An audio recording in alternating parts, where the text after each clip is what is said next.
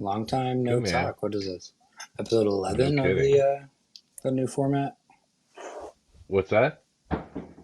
This is episode 11 of the new format, so it's been over 3 Yeah. months since I Yeah. last officially Yeah. co-hosted. That's true. That's true. I mean, you are a prolific hater of mine, prolific hater of mine. Have just dunked on me every chance you can as a caller. So I appreciate you stepping in here today. Yep, stepped into the Thunderdome with my biggest enemy, best Yep. friend, biggest enemy, at all at the same time That's from right. from this show. That's right. Same. Um, yeah. So we should probably say why you're my co-host this evening. Dola and Lee are, I think the best to say it, probably off camping together, right? I think that's probably how we should call it. Um, I kid. They are actually both doing family things tonight, independently of each other, and I hope they're having a great time doing whatever it is they're doing. I know that Lee has got some amazing seats at the Twins game. His wife picked out some very special seats for them, so he's getting a bird's eye view of the entire field tonight, which is probably just excited. I bet our guy Lee is just super excited for that. I'll have to turn And on we Lee's know, notifications on go Twitter so I can see what he has going on tonight. But I was curious. I was actually thinking about it. This show has taken in Wisconsin over Minnesota, and it notoriously hates Twins. So I feel like Lee might start feeling ostracized by this entire universe. you know, you know our Lee. Lee is, I don't know. Lee is he's kind of taken on a persona of his own recently. I don't know if you caught his new follower this week. Did do you happen to know who's following our guy Lee, Super Lee on Twitter these days? I caught a glimpse of it because I believe it's in the description for this episode. So that is the only Well, reason that that I knew. See, so some things get set up, some things are just organic. But our guy Lee has a great new follower, Polly Shore. Polly That's Shore amazing. is following our guy Lee tonight. Well, this whole week. I don't know. I think Lee steps into some Twitter things at times, and he gets himself just like his best friend Allie Ray, who he shared seats with at a recent Gophers game. Um, he stepped into this Twitter thing, and all of a sudden he's got Pauly Shore's attention. So we'll see. Maybe we'll be some bit actors in an upcoming movie of his. That would be exciting. And that all started because Pauly Shore posted, I think it was to Twitter, or that's where I saw it. There's a high demand for remakes of his classic films, and Lee is leading the charge on that. Because Pauly Shore basically Basically, said, you got to ask the studios who own them. I can't make them, but we can make it happen, and Lee's leading that charge. yeah. That Lee at the end of the day, when we get son-in-law two or father-in-law or grandfather-in-law, because our guy Pauly Shore is aged at this Looking point. rough. Um, yeah, if we see what happens with that, um, it'll be all because of Lee. Lee will have slam dunked any and all upcoming Pauly Shore films through the hoop. So we will have nobody to thank but Super Lee himself.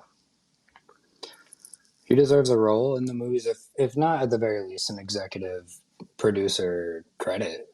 Um, Yeah, yeah, I would absolutely. love to hear from him, and if he's reached out, if he leaves a message this week, or maybe we'll hear next week. If he got in touch with old Polly. Uh, I think his comment was, "We'll get him on the stereo show." That was what the last I heard from Lee. So, much like our guy Tom Hanks, that we really tried to help out um, with his next upcoming movie role. I do believe we'll actually get Pauly Shore on the show. So, I think with little perseverance and continuing to tweet our review of Son-in-Law at him probably every day for the next until I forget. Um, we'll probably end up getting him on the show though. That's going to be exciting for us. I think that'll be a big get. I'm sure Dola will be most excited about that though. I think Pauly Shores should be most excited. That's a big get for him. The Baller Lifestyle After Show. I mean, that would be one of his biggest roles in 20 years. At least, at least. But yeah, thanks for the reminder here, Drew. This is episode 11 of the Baller Lifestyle Podcast After Show. Um, I guess I'm hosting tonight. I don't know. We know that Dola is really the whole host here, but since he's not with us, I think I can say that I'm hosting tonight. Or do you want to host tonight, Drew? Doesn't matter to me. You have the star, so maybe you are the host. I think that just means I join first. I think we get. I think Yeah. with two people, it's easier to just have two hosts. I have no issue playing messages though. I feel like I've got that part down. Playing the messages when they need to be played. I won't let us fall too far behind. Are you sure you don't want me to? Do you want me to walk you through how to play messages on this, just for old time's sakes? A bit, Yeah, someone's I need bit, a maybe. reminder each time. Yeah. Well, we don't want to lean too far into the bits. Yeah, no, no, no, no, absolutely not. But we also know that you. I mean, it's amazing, Drew, that you've been able to go this far into the show tonight, 7 minutes into the show tonight, basically reading off a script. So it's been pretty amazing that we've been able to script out this entire thing to allow you to just to kind of read your parts of tonight's show. It sounds natural, right? I mean, Yeah, basically. I should get into. I don't know if I'd be a better actor or voice actor, possibly audiobook narrator. But I see a future for me after I started making these scripts. Things have just gotten so much better for my social life. So, speaking of acting for you, I mean, I would think that Nikola Jokic's like upcoming biopic would be like you'd be a perfect fit for that. You'd be like the younger, like teenager version of him, right? So, I don't know what language. What was he Latvian? He's What is Serbian, I Serbian? believe. Well, there you Let go. me fact Go check brush up on myself. that. Brush up on that Duolingo. Learn that Serbian. So you can He is play him in Serbian, his upcoming. There you go. Look at and you, he was Mr. he was NBA. probably. I have to play probably 7-year-old Nikola Jokic if we're matching heights because he's 7 feet tall. But Yeah, I yeah. could Well, shave my beard. I'm known to have a baby face. yeah, yeah. I mean, you only just turned 30, so it's not that big a deal Oh for you to God. play a 7 or 8 year old. Oh, and someone's throwing snowballs at me. That's great. That's awesome. Why Just is getting that a pelted with feature? snowballs. Why is that a I feature don't in know. June? I don't know. It made Oh, now sense in the you're getting winter. hit. Yeah, now you're getting hit. Um, So, Drew, I know you, and I think why don't we'll kind of reintroduce, because we know that we did do some shows prior to starting the kind of this podcast piece here, we're that 11 episodes in. So you've been a faithful listener of Baller Lifestyle for some time now. I know you started early, kind of weaned off of it when there was another member of the group in, she shall not be named, and then kind of reappeared recently, not recently, but maybe what 400 episodes or so, around episode 400 he kind of came back, right? Sort of, maybe. Yeah, I'd love to say that was the reason, but I originally started listening because the podcast started right around the time I started an overnight job, and I had to do anything to keep myself awake. So I was an avid podcast listener. This was my favorite one. And then I got a real daytime job when I stopped listening, and it just kind of perfectly lined up with probably 20% into the third host's reign. And by the time I came back, it was no more. So it seems like that was a good time for me to, dip out for a little bit. Yeah, yeah, you didn't miss a whole lot there. There was some moments in time. Get a good laugh from Ed and Brian as they reminisce of that dark period of the podcast. But um, yeah, so what I think you know a lot of the history. I know you do listen weekly to what's going on, and you know that most of this show actually we talk about talking about it, but we don't actually ever really talk about the show. So that's kind of one of the bits and things here. But I would be remiss to not bring up one of our favorite one of our favorite parts of the show and one of our favorite characters that gets covered in the show is our guy Truth. And Truth's favorite guy. Um, but I was saying our guy Truth was on earlier, and he was bringing up his one of the favorite characters of the show, Xavier Howard, was reviewed this week because he got himself into a bit of hot water, a bit of trouble. If you've not been keeping up on anything that has to do with the NFL recently, he didn't have another kid, if that's what you were thinking, because he's also very prolific at that. Um, he didn't have another kid, but he might have done uh, some non-consensual taping of his escapades with women and then sending them to their kids. So that's some behavior Yikes. becoming, yeah. So Gee, I'm I sad. mean, I'm sad our guy Truth isn't on. I know he was on earlier. Sad our guy Truth jumped off just at the wrong time here. So maybe when he comes back, we can talk a little bit about his guy Xavier Howard. yeah, I mean, I had heard about it. I didn't know the part about sending it to the kids. That makes it way more disgusting. Not that it's not bad already, but it adds a Right, level of right, awfulness to the story. And right. it's sad because this Sunday is of course Father's Day, and I wanted to say, this day is not about me. It's not about you. We have only contributed to a few lives, but guys like Tyreek Hill, Xavier Howard, and Super Lee had put in the Discord, Antonio Cromartie, Josh Jacobs. These guys are prolific child havers, and Father's Day is really about them. So Absolutely. sad to Yeah, see Xavier has been led astray and isn't following in the footsteps of these other great fathers mentioned.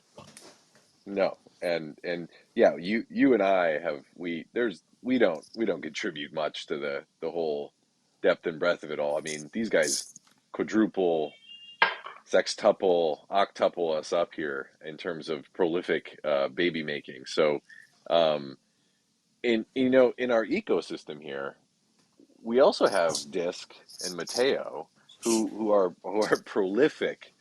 prolific contributors as well. And it's very nice to see our guy Mateo on. I know he's probably getting ready to head out to our Katie Shady's bar motor pub down in Cincinnati. So I appreciate that he was able to jump in. And I do want to say our guy Mateo helped me out here. I know of somebody moving to his old stomping grounds, Findlay, Ohio, and he was able to help me out with a couple key places to get them hooked up at. So see what the ball lifestyle life ecosystem does for each other. We're always looking out for each other. So that's our guy Yeah, Mateo. this was the Colorado show of note, it seemed, but Ohio's making a case. So I do Yeah, there's appreciate Mateo for showing up, and I didn't know that he was so pivotal in your search, and also pivotal to the population of the Earth. Him and Disc, like you said, they got us. I don't know, 4x'd maybe. yeah, yep. Well, I think. I think they just yeah. There's two and a half times. I mean, Disc, we don't really know. He's big into impregnating. Hot tubs is more his thing. So so yeah, we don't really know how many kids Disc has because I don't think he knows. So but the the other person I think we have to discuss is our guy Telly. Drew, did you know Who has that joined Telly went us? back to? Did you know he went back to college this week? I did see the picture on Twitter, but I didn't see too much about the details of it. I did see he had a nice little dorm. I imagine many co-eds visited, but you know, Well, it no time to go back it like in was your only a 40s. day though. He lasted a day, Drew. That was it. So how many tackle a day? I mean, at That is a question. least four, I would Four? say. Over under 4.5. We're a gambling show of note. Are you Right. taking the over the Right. under 4.5? I mean, we know our guy Telly's prolific, so you gotta go with the over there. You gotta go with the over. But I'm wondering if Telly would let us know what happened here. How did he get himself into that predicament and then out of the predicament so quickly? Because it was only a day. So maybe Telly will help fill in the gaps here of his one day in college after so many years being away. So many years being away. I think what happened, Drew, is that he left his AARP card on the cafeteria table, and they were like, "Sorry, you got to go, Gramps." They kicked him right out. Or he drank them dry of White Claws, and that shit just can't stand. So somewhere in between that is some truth. Yeah, I mean, it's possible he got kicked out. I think it'd be hard to draw him away, but potentially he may have left on his own accord. Maybe the co-eds aren't what they used to be, or maybe they didn't have the non-alcoholic White Claws he was looking for, and he just said, this isn't for me. I'm leaving again. I remembered why I left the Right. first time. Well, well, the first time there were no such thing as White Claws. That's how long that's how long ago it was. But as you know, as number one booster football team, he carries a certain clout with him in terms of White Claws and accessibility. So it could very well have been that the dorms just didn't have exactly what he's used to, his high VIP standards. So they just was irreconcilable differences, and that's what they moved on. Yeah, it's very possible there's a no golf clubs in the dorm rule of some sort, and I can understand him leaving if that was the Well, case. we know that that can't stand. Yeah, we know that won't stand. That can't stand, man. Um, so the other big topic of the show that kind of grossed me out was um, somewhere along the way, and I think I have my suspicions of who in what group chat it was, but Brian talked about having a former friend. Well, really, it was actually two former friends. One who decided to share his feet pictures, and the other who decided to egg on said other friend to share his feet pictures. So, Drew, I have to ask, do you have any group chats where guys are sharing photos of their feet Of their own with you? feet, Yeah. absolutely not. And any that Well, did, that they would be kicked from that group chat because with our blue messages we have that ability. right. So in the way that you answer that question of their own feet, do you have group chats of where there's people are sending pictures of other people's feet? You know what? I shouldn't have said that the way I did. Not necessarily, but I do. you know, I am a guy who can appreciate a nice set, and Karuchi Tran, for example, Rihanna. These are celebrities who have started OnlyFans around their feet, and I'm like, I've been in the game for a while, so I've seen all there is that I need to see as far as Karuchi's feet go. That doesn't mean I'm passing around in group chats, but it wouldn't be the weirdest thing if someone did say, "Hey, what do you think of these?" I would answer.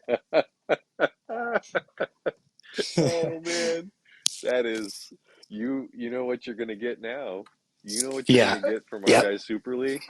You know what Super Lee's gonna send you because we get 9 pictures every day from our guy Super Lee per. Well, I guess it's not really from Super Lee; it's from Ricky Foggy. 9 pictures every day, and so you might get yourself 9 more pictures every day. of something completely different at this point. It's incredible. The best thing about those messages is the black hand emojis that he leaves in there with the basketball. It's so good.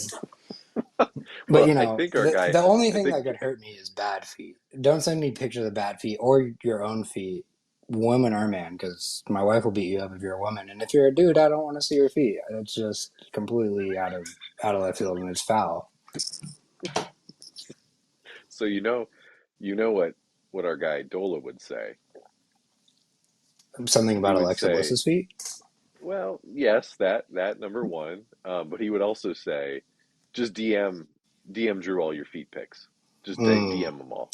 Much like he he would would say that. say, DM me all your healthcare questions, right? Yeah, and I He's think got we to can call a DM. truce and say, don't do either of those things. We No, have the power absolutely, today. absolutely not, absolutely not. All right, Drew. What if hit a few messages here before we get on to some of the other topics of the show? Yes, sir. We are. Here's our first message. We need In the Army Now too. Sorry, Andy Dick.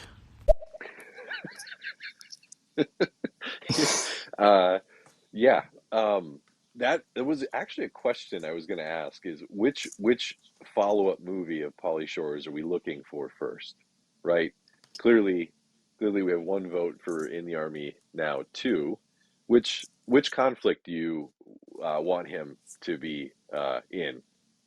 Which exact conflict are we talking like Civil War two?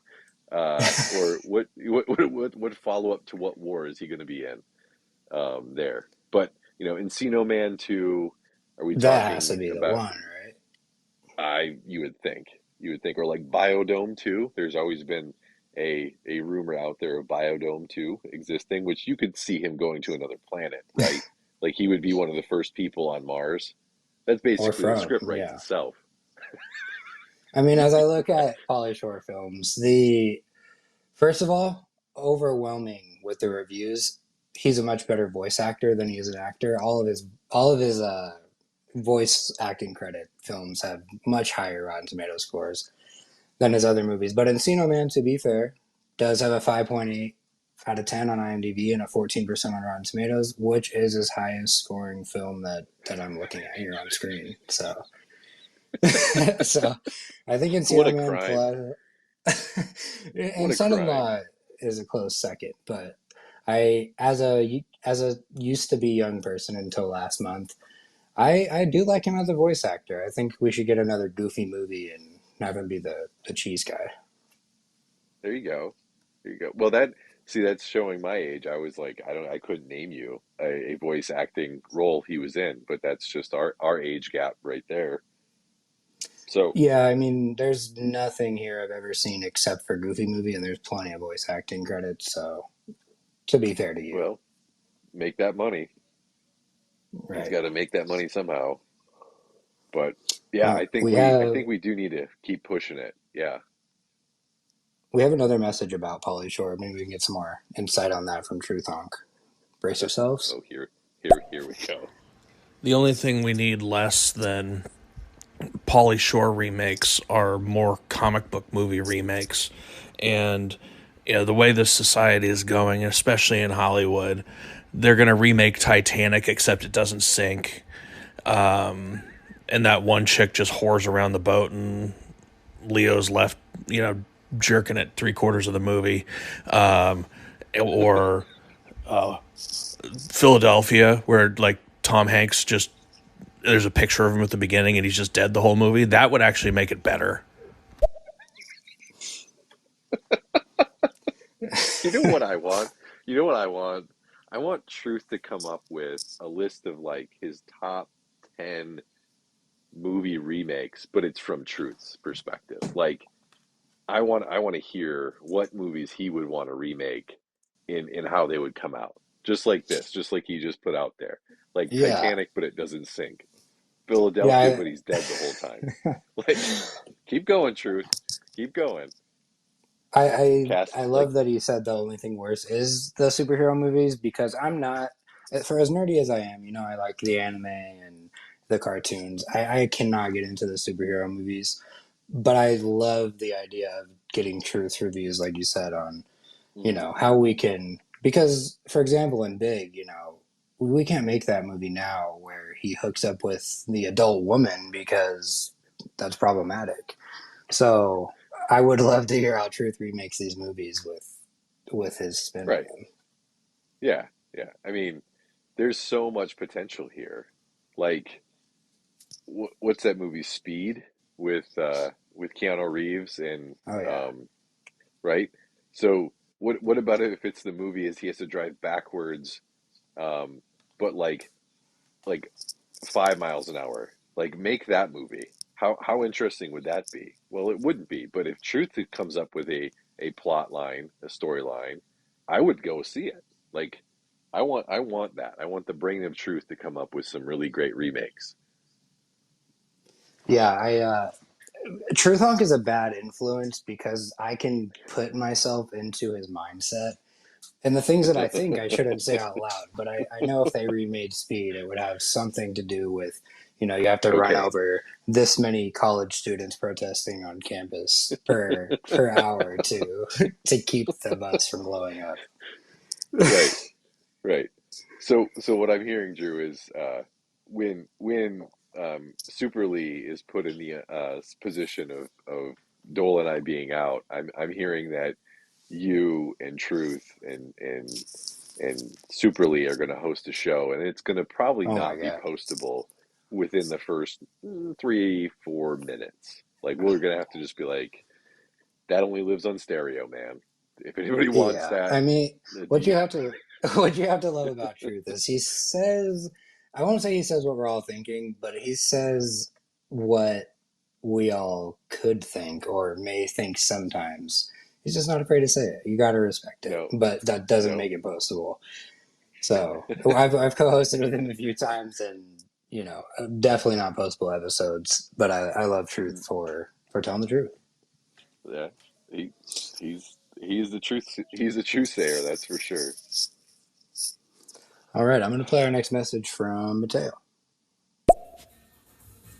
I do have to say, I will have 3 children who will all be enrolled at the University of Cincinnati coming in the fall. So I'm doing everything I can to keep the Hey, state college system here in Ohio afloat. Whereas at the same time, I think Telly is doing all he can to tear apart the state school system in Colorado by impregnating the young girls and causing havoc in the dorms. Shame on you, Telly.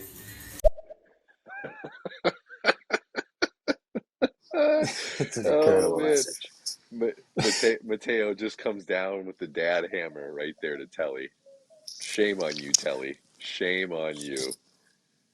But For as much, congratulations, Mateo. By the way, congratulations. 3 kids in yeah, college, man. Congrats. that is amazing. I think that's a great choice. You don't want to be an Ohio State guy. You know what I mean? No, We know how no, those people no. are, and Mark the Nomad would have issues if we had 3 Ohio State kids. But to be fair to Telly, you know, he we know he fucks, but we don't know. We're not congratulating him on Father's Day, so I think that he probably did take care of We're business in the dorms, and we do have a message from him where he might be able to give us more insight. Yeah, that'd be great.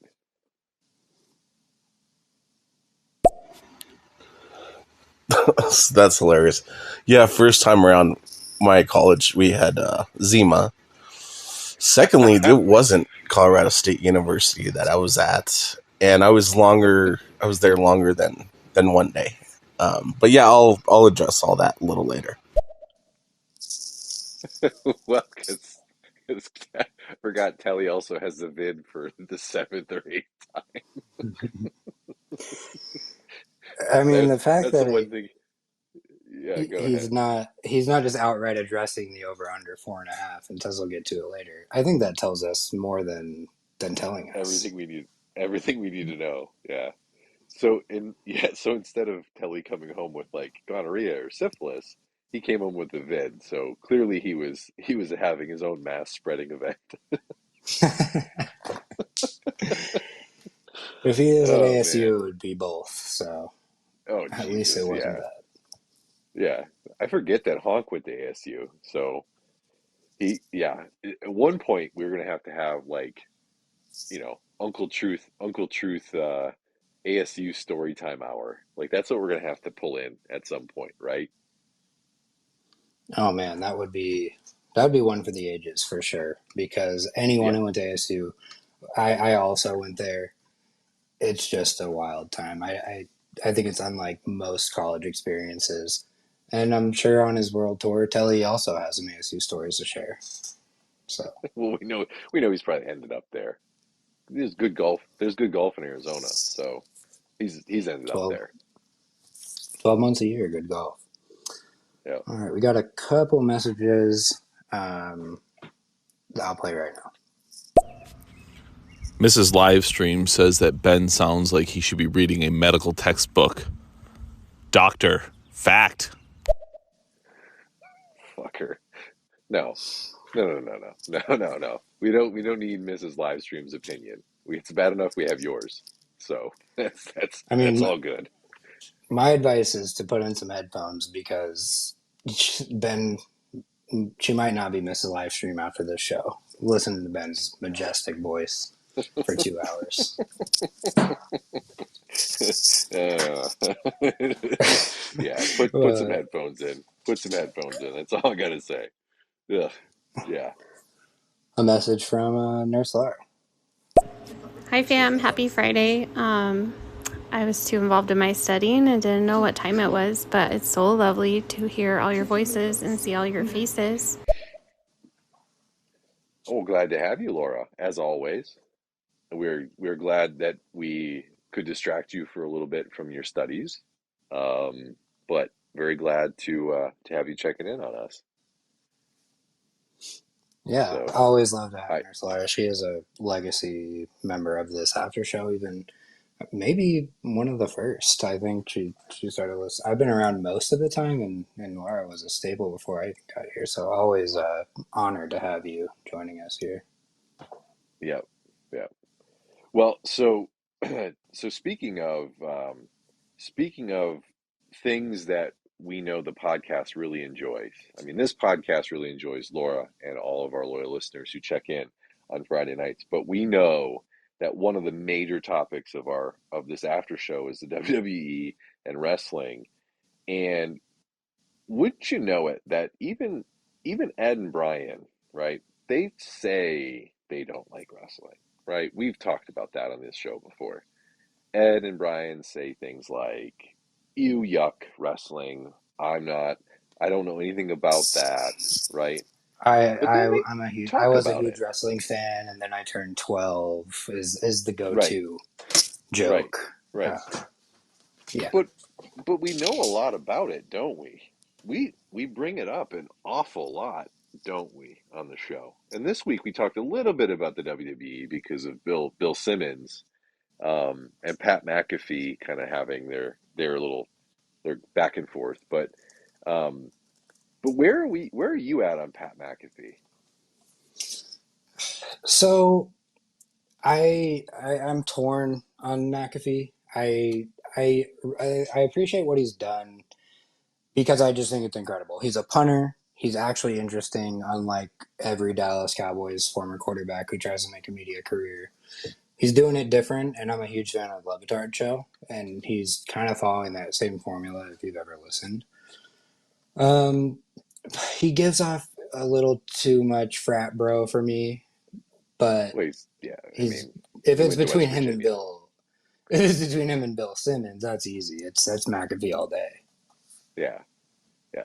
What I will say about McAfee is I'm impressed that he had such a rise too. Like he was basically a punter one day, and then the next thing you know, he's this like media mogul, right? Like he has his own show. He was in the WWE, and like he was with Barstool for a while, and then moved on to do his own thing.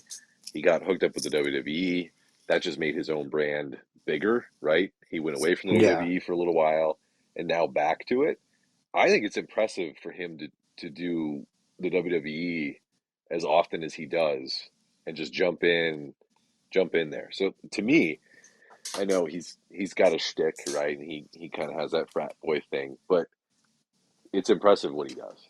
So Oh, props for to sure. him. And But to be under the Disney umbrella, which again, I've been a Levitard show fan for 15 years. They basically had to leave the network because they were doing McAfee before McAfee, where he can leave and is still extremely confident that he'll take his audience with him. So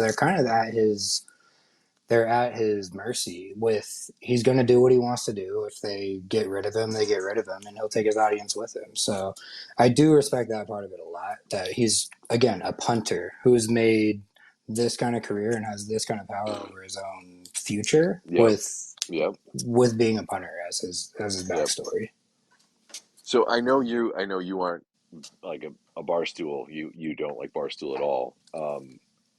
But I think that platform gave him just enough to get his feet like beneath him. But he would never be as big unless he went away from barstool like he did, right? Like it was kind of this to that Levitard thing where he just took everything with him, and but it just exploded. It just went Yeah, exponential. and that's what they agreed to, and that's what they have to live with now. Is they said, we're basically buying you, but you keep all your stuff. So Right. he wasn't required to change anything or to follow their, code of conduct or whatever you want to call it. And, to be clear, I don't hate Barstool. I think the PFT guys, Big Cat and PFT, I think they're hilarious. It's just the owner guy. He's awful. I Portnoy. can't stand Yeah. him, and it makes me hard to support any of what they do. But I'm not just like I hate Barstool because of their ideologies or anything like that. It's more so just that guy's a huge douche, and it makes me hard to support things that he that he is funding. Yeah. Yeah, I get it. I get it. Um, but to Pat McAfee's one thing. I mean, he had a profile as a punter and a good punter for a while. But what about just being one of his boys, right? Like those are all his friends from like high school, middle school that he brought with him to the show. Like they're just ride or die with him, and now they make big time money just hanging out with your buddies, right? Like that's what that show is. And Yeah, no, they've got it does feel yeah, like when I had the same group of friends that I had in seventh grade. We're all still very close, and that is what it feels like when we're having to get together talking about sports. The fact that he can make multimillionaires out of his friend group is incredible. right. Right. I mean like I'll say this. I've watched maybe 2 minutes of his show. Right? Like I just it's on during the work day, like I can't check in. Um it's just not, but I'll see clips on Twitter and stuff and um do any of them really bring anything super unique to the show? No, but it works because they are like such a solid group of dudes, right? And I mean, again, he probably pays them handsomely, way more than they'd ever make doing it any other place. So, you know, kick it for a while with him, and what 3 hours of a show, yucking it up about sports. I mean, that's life right there. That's the good life. But And saying whatever you want without repercussions. I think that's pretty dope. It really is just like sitting at the bar talking to somebody about yeah, sports. yeah, I think it's great. yeah. And, I mean, they have Dola needs to take notes because he still is the host of the show, and I think he should pay you and Lee handsomely for your contributions here. Put that in the that notes. is the sort of support that I can get behind. Absolutely. Yeah, I mean, I was just going to say that Pat McAfee and what he's done on the media level. I mean, he could aspire to be the Ball Lifestyle uh, podcast after show. I mean, that's what he's probably really aspiring to get to. The Yeah, stature of this show is what he's really trying to attain. So one could hope he gets there. Um, I wish him all the best to do that for sure. All the best. yeah. It's a high bar. It's a high bar. He should aim more for you know Stephen A. Smith numbers or something like that. He'll never touch what you guys have going on here, but it's still you got to shoot for the stars when you're in this line of business. Absolutely. Um, Speaking of shooting for the stars, you're a sports bettor, right, Drew? You bet a little bit. Yeah, a little bit. I will So say my exact method of gambling is I gamble a lot with a little bit of money. So I have something on the games every day, but it's like $5. You know what I mean? yeah, yeah. Just Keeps something me fun, interested right? in, like, I don't know, the Detroit Tigers, for example. Well, what's been helpful is Silver Spoon Sports has been on actually a tear recently. They reemerged after a period of time. Brian has been posting on TikTok their picks, and they over the last week they've been I think 10-4 with money line, some money line baseball picks. They had two picks tonight going out. I want to say it was Angels and oh I can't remember the other, but they're both money line dogs. But you know they're running 10-4, so hey, that's a pretty successful clip. Um, No, yeah, and I know I you, think what is 70% is like unattainable, or that's like an yeah, elite sports yeah, better is absolutely. 70%. So Absolutely. Most people, if they're like 45%, they're still up units because of that because they're not just betting money line 45%. They're betting some or like they're betting some dogs in there too. So they're usually up a unit or some, you know. Um, but what would you do if you were only a 4% winner in sports betting? Like what would you do? And maybe not like betting like, you know, four games out of 100 that you won, but like, what if you spent like hundreds of thousands of dollars betting and you only won 4% of your bets? Would you quit? uh, I I don't think I would even have the money to pay my phone bill anymore, so I wouldn't have an option to continue. Hundreds of So thousands is incredible. yeah. So I mean, that is when you brought up Big Cat from Pardon My Take, he actually had to go on trial. Well, not he didn't go on trial, but his betting because he would do the can't lose parlay. And I guess there are rules in sports betting where if you make a bet sound like it's something you cannot lose, you're kind of inducing people to bet, and that's a no-no. So, um, examples of Big Cat's betting, and he's a horrible bettor. It was actually put into, I think, the state of Massachusetts, like record because of being a court filing about sports betting in the state, about how bad he was as a bettor, how bad he is as a bettor. But he's better than 4%, and he still goes after it. But that Pirates player that got a lifetime ban, like at some point you just got to stop, right? Like cool it off for a little while, guy. Like if I go on a losing streak of like 5, 6 bets, I'm like, all right, maybe I'll just hang out for a second, miss a few, come back in a couple days, right? Like, but this guy was putting in work over days. I mean, the old saying is you can't win if you stop playing. So I respect the dedication to the craft, but maybe follow a couple guys on Twitter or Silver Point Sports. And I apologize for calling it the correct name, probably for the first time ever, but he's got to take some advice if he's at 4%, or fade yourself. Yeah, If whatever you yeah, think, bet the opposite. right, You'd be right. Just 96%. That's amazing. just be like, boy, I've really had some stinkers lately. I'm just going to go with the opposite play.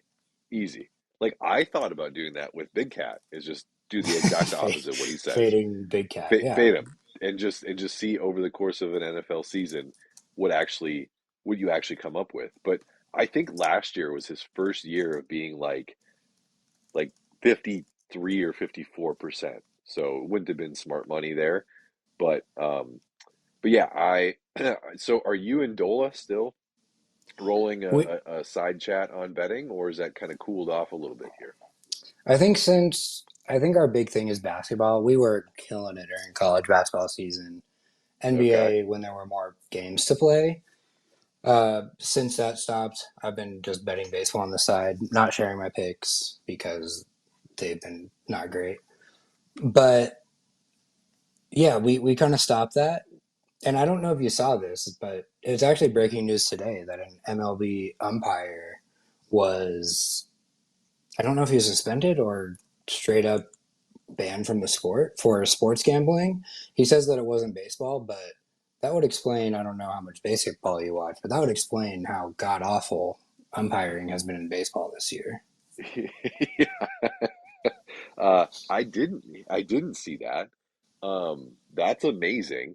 Like that is awesome that this is happening because it's been happening for years, right? Yeah, Like yeah. we know people bet on the games. We know the players bet on the games. But now this is just awesome. This is fucking awesome. Get them all. Who cares? Bet on the games. Who cares? Um, Yeah, I mean, don't bet on your own wow. sport, but like you said, they were. Yeah. And they, Donaghy is the poster child for this. And I've actually meant to call this into the main show a bunch of times because I hate Scott Foster as much as anyone. He's horrible for the Phoenix Suns. And Brian often mentions how Donaghy has those call logs to Scott Foster after a lot of the games. Yeah. And I'm trying to look it up now, but Donaghy's record, his gambling record in games he didn't referee was like 14%. He was absolutely horrendous. So I really do think it was the worst one man job of all time. He was absolutely terrible in games he didn't have a direct impact on, and it doesn't seem like his peers, at the very most, they were fading him, but Right. Right. it doesn't seem like they were involved if his betting record is that bad. Yeah. Yeah. It it is just amazing.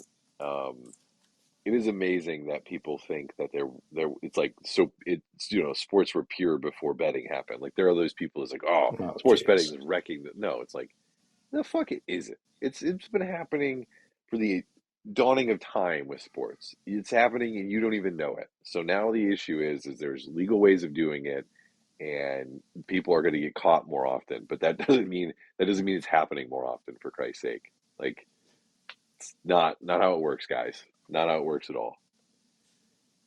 Yeah, I mean, it makes you wonder how many guys are like the Michael Porter's brother, who just they know they're not good enough to be in the league. They get a quick buck from some mob guys to go under Yep. 1.5 3 pointers in a game, and they probably get a bigger payday from that than they do from actually playing the sport that they'll never get a renewed contract on. So it's Yeah. going to be there. It's always been there. Sports is dirty in general, as much as we want to pretend that it isn't. So just it Yep. coming to light, I don't know. These sports books are obviously feeding information. Even if these guys are betting by proxy, they're getting caught. So Yep. better that Yep. we know that But we I know. will I will say that I don't know where Silver Point Sports is getting their lines from, or if it's because once Brian publishes his videos um, of the picks, that it moves the lines that quickly. I'd like to think that they have that clout after their heaters they've been running the last couple weeks here. But I have to figure out. I'll have to ask Brian where do they get their lines? Because whenever I pull up DraftKings, they're not the same lines that Brian talks about. They're off by a little bit, and I like his lines better than DraftKings. So I'll have to get from Brian where he's actually betting because they're usually just a hair bit better. So I'm not sure where he gets them from. If you are a true degenerate, you know that DraftKings has the worst lines. I use DraftKings for specific promotions, but their lines are awful. What's minus Yeah, 110 on FanDuel will be like minus 160 on DraftKings or 125. I don't know if yeah. it's legal in your state at FanDuel, but get off DraftKings. It's awful. But yeah, I Yeah, mean, it the is nice only to think he's one of those guys that the lines see his or the books see his videos and immediately move the lines because they know the right, bets are going to start rolling in. right, right. Yeah, because Brian is he's known for sports betting. I mean that's how he carries That's how himself we all is know just it. like super knowledgeable about sports and yeah, he has a sports show of record. So like yeah, it All right. makes a lot of sense.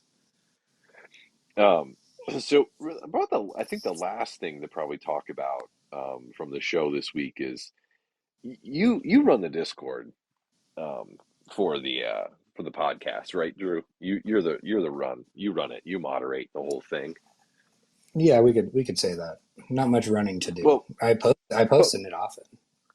yeah, you do. Usually during our show is um, usually when it gets a little bit more rambunctious. During 75 hard, it was pretty it popped off quite a bit there throughout that time. But are you able to see if like any members in the as a moderator, are you able to see activities of fellow members of the Discord? Because kind of worried about one of our guys, Drew in Houston. We're worried about him and signs of life. So we're just wondering if the moderator, if you'd be able to let us know is Drew still with us? Because the last time he called in, he might have got himself in some nefarious business. We don't know. Yeah, he definitely. I don't know if people remember this, but he started his. Uh, the last name's escaping me. The main character from Ozark. He started on that trajectory a long time ago. Yeah, Probably over a year ago was the first message about it. So I can definitely look into it. It looks like he only made Discord, like many others, to to join this Discord. From what I'm seeing, he has two friends on here, and that's not information I have because I'm a mod. It's because you can just look at his profile. I don't know So about yeah, that. he only That uses no, I don't Discord think so. to use this. So Drew and Houston, if you hear us, send us a message in the Discord. Or at least let us know that you're you know in one piece, literally. And if you're not, I mean, even if you're not in One Piece, let us know that too. We we kind of are worried about you guys because I think he was successful or successful-ish with the 75 hard challenge from the earlier part of the year. I think he was semi-successful, if not fully successful with it. So be a shame if he put in all that time and did all that work and well got murked at the end. So be kind of disappointing. But It's just a reminder: um, life is short, and yeah, maybe don't try to be healthy. I don't know. There's something to learn from or, it. or don't piss off the cartel. Maybe that one I would go with. I don't know. Well, you can't always avoid that, but you can avoid working out and not Oh, drinking. you can avoid the cartel pretty fucking easy. I'm just saying. Easy for You you can to avoid say it. from Ohio. I'm across the street, brother. Yeah, it's true. It's true. You're like, hey, how are you? You wave at them, just nice. Leave the house, lock up behind you, just give them a little head nod and a wave, and keep on with your day.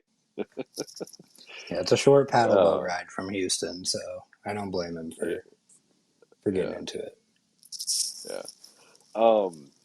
Anything from the show you think cover want to pop off on anything in your wheelhouse on the show this week, Drew? I think we covered it all, this week. I did listen to the show later than I usually would, so it's fresh on the mind. I listened to it as recently as today for the second time. So I think we can get into some wrestling, but I will say this week was very interesting with the lack of calls, voicemails, and emails. Yeah, It yeah, might be time for us to get back to leaving yeah, our messages. yeah. I think well, and we didn't choose to stop, but I certainly think that we can help Brian out by getting some more, and Brian and that out getting some more calls and some emails in. So I will say, and you have some of my favorite emails in to listen to have Brian read, which is always fun. But yeah, your calls, your emails. So you get after it, Drew. Get back in there.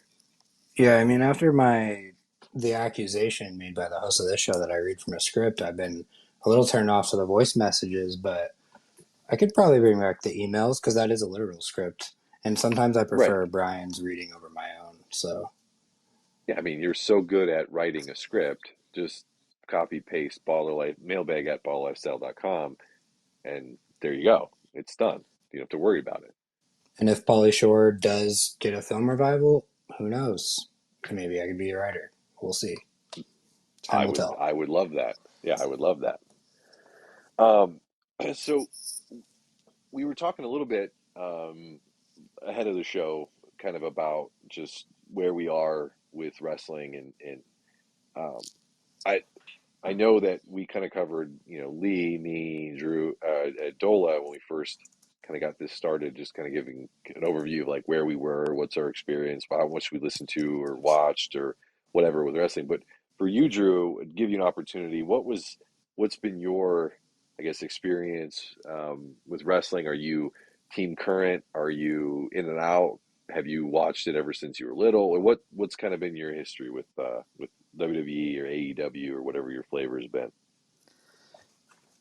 It all started when I was a kid, back in the good old days, the 90s, when things were very different. So I wasn't allowed to watch wrestling because of the divas, I believe we used to call them.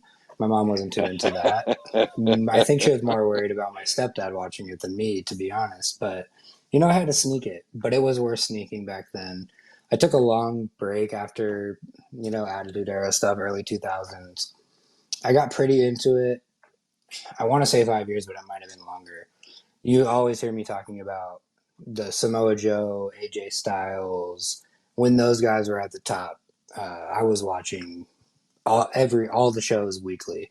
No AEW. It existed at the time, or maybe shortly into that period, but it wasn't what it is now. There definitely wasn't a Right. lot of WWE talent over there. But I was huge into it. This is, again, you've heard me rant about AEW. This is when Velveteen Dream, shouldn't mention him, but Ricochet, Andrade were part of the NXT development program. So I was very heavy into it at that time when it was Brock who had the belt. I kind of skipped this whole Roman's reign, pun intended, I suppose. But I'm still in the loop because I think it's very easy, and why wrestling is so easy to get into is because you can still be in the know without dedicating 5 hours a week to it. So I'm still in the know, but I'm not a weekly watcher of every production. Gotcha. So yeah, you're kind of getting back into it a little bit more regularly, it sounds. But like you, I know we've talked, like there was a period where NXT was probably the best wrestling on, from characters, from storylines, from the wrestling aspect. NXT was pretty much the best show out there for probably what, a year to 2 years there in like 2014, 15, 16, in that time frame. Yeah, Um, that's when, on top of Ricochet and Andrade, you had Adam Cole. I believe Finn Balor was maybe down there yep, shortly yep, after. yep, Um, yep. and I agree, and that's kind of what made me want to get back into big production. Is that at the time Triple H was heavily involved in NXT, and it was such an incredible product. And a lot of those guys, it's been so long, guys like Andrade have come up and moved out, maybe moved back in. I'm not sure, but it was a great, incredible product at the time, and so I'm very familiar with a lot of those guys who have been called up now. Right. So Andrade is back in uh, after a period of time. I don't know. I think it was a couple of years. He was out doing AEW work, but now he's back in.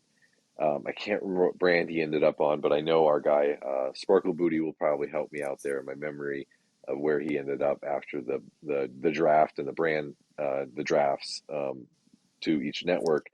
But but that gives me a good overview of kind of where you were at, and some of the stuff. So I guess, would you have been in what, like heavily, like when New Day started as their tag team? Is that kind of your Yes. era? Is around then? Okay, Yeah, the tag teams were great at the time. We had New Day, the Usos, of course. right. At the time, there was some moving around of Sheamus and the bald guy. I don't remember his name. The tag teams were great at the time. Yes. Yeah, yeah. So, so do you remember when the New Day started? Yeah. Like when Yeah. they For sure. first came out, you remember what Vince had them doing? They were Uh, like preachers. Probably. You remember Yes. that? Yes. The first promo was like them like in a black church setup preaching, like Yeah. like Vince, They had. Did Vince, they have a choir or Vince. did they not?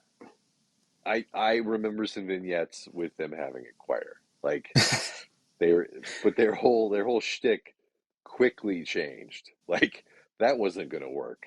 It didn't work for very long. But um, I remember seeing that and being like, "Oh no, oh no, no, no," because they were wearing like black pants and like white shirts with suspenders. Like it was singing and clapping. Like, oh no, oh Yeah. I no. mean, And yeah. that's It was, coming off but like Kofi Kingston having the Jamaican accent, right? Like he was getting a whole rebrand. yeah. Vince was never known for. I think it worked in his favor often to have stereotypes in his characters. The black church thing was right at the end of the time when you could do stuff like that and no one say anything about it. I also think it was right Right. before they went PG. It might have been right Yeah. after, but it was around Yeah. that time It I was think a they did a whole yeah. rebrand. Yeah. Yeah. They did. Um, but yeah, you have a long history of the WWE maybe not really being well they were I guess they were being really heavily handed in their stereotypes as you mentioned, like people like Tatanka, Yokozuna, kind of like the Iron Sheik, like these people starting off pretty much on the nose with what Vince was trying to put out there. But then you had Crime Time as we talked about last week, Jesus. and then you had New Day, and yeah, you just kind of see things kind of weaning over time. But the reason I bring them up is um, they're still hanging around the New Day, which I'm kind of wondering from your perspective. It's a long time to be a tag team, and I know they've um, been through some changes because Big E broke his neck, unfortunately, and when that Kofi was had a has belt been for a unable. while. Yeah, Kofi had a singles run. Um, uh, we'll just leave what Xavier Woods was up to there for a period off to the side, but uh, but realistically, like it's a long time to have a tag team run like the New Day. Do we think that they're going to end up with a belt again at some point? I mean, that would make them one of the most prolific tag teams ever if they get the belt again. I think they're, and this is me just speaking as a fan of wrestling. I think their cultural impact, they're great with the kids. I think as long as their reign has been, like you said, give them one more run. I just don't know, is are they a tag team by force or by choice? Because I was a fan of Kofi getting a belt, although I wasn't the biggest fan of how it happened. But I think Big E is really the only one who's built for singles. So Right, I would love for them to go down as Hall of Famers as a tag team, but I wonder what their prospects are without it. right, right.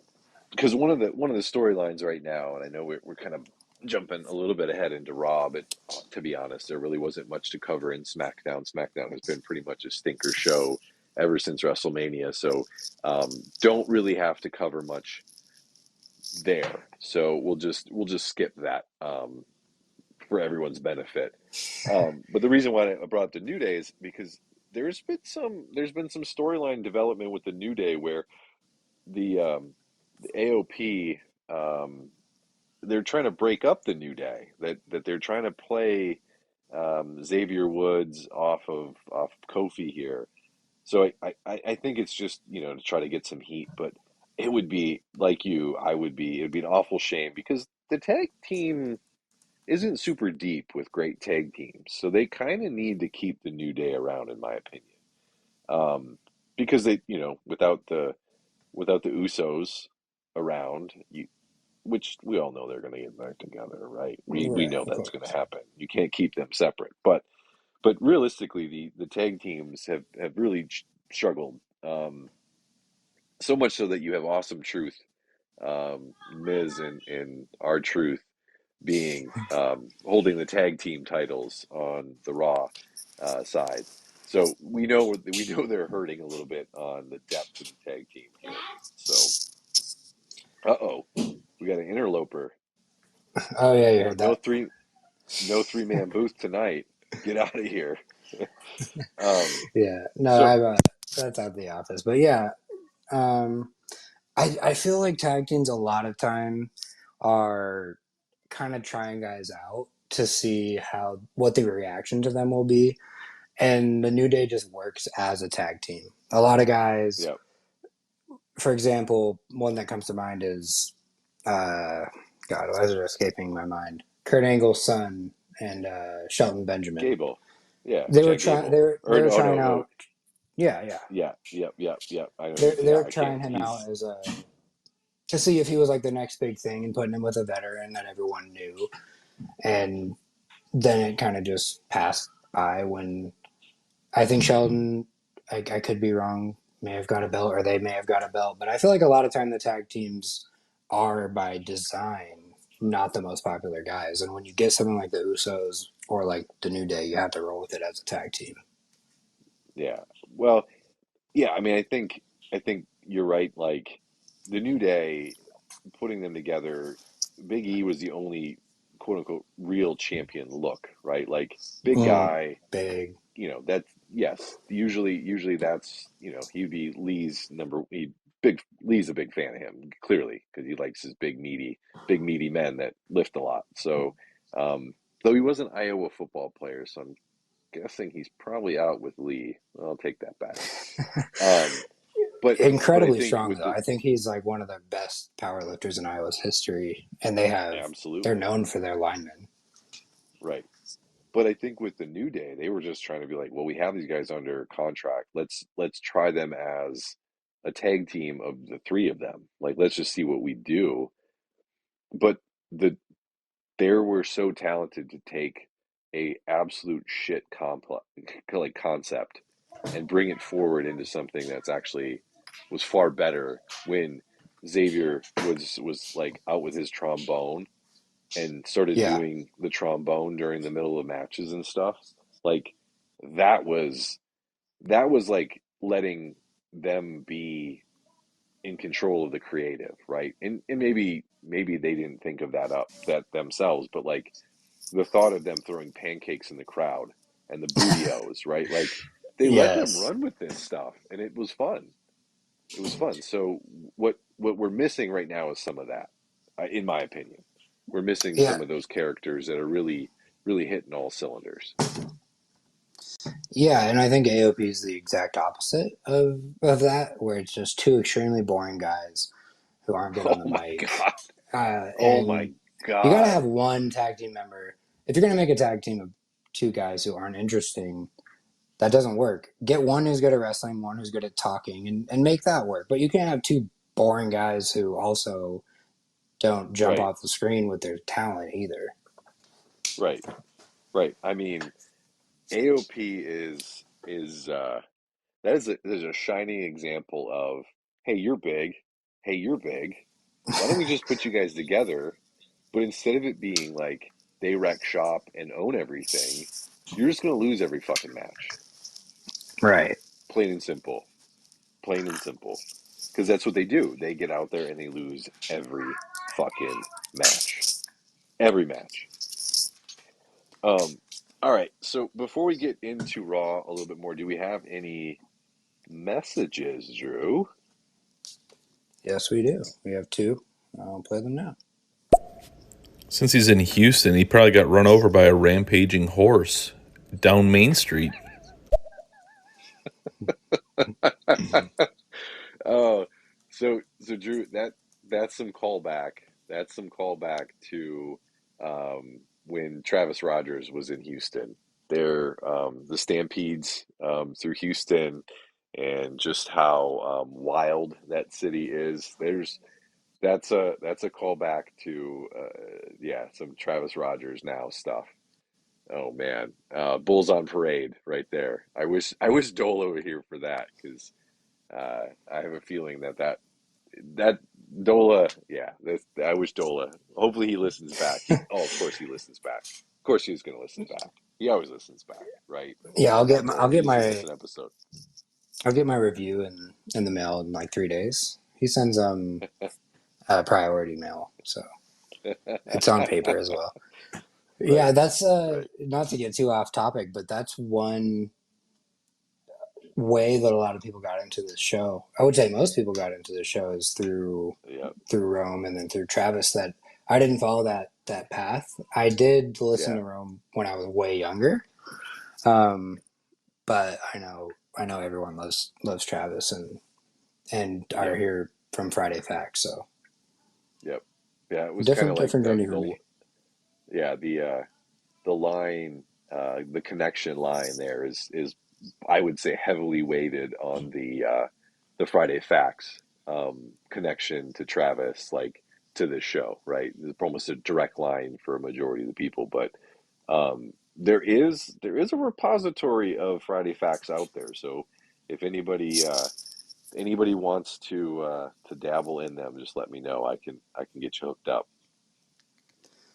I mean, that's a golden opportunity for a YouTube compilation. Friday Facts. You can edit it down, put it together. I think you'll get a lot of hits, but it's going to be a Yep. lot of work as well. Yeah.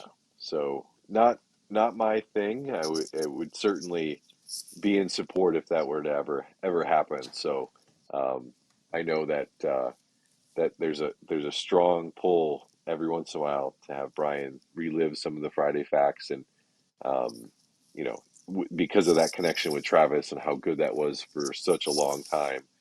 I don't think we'll see that often or ever.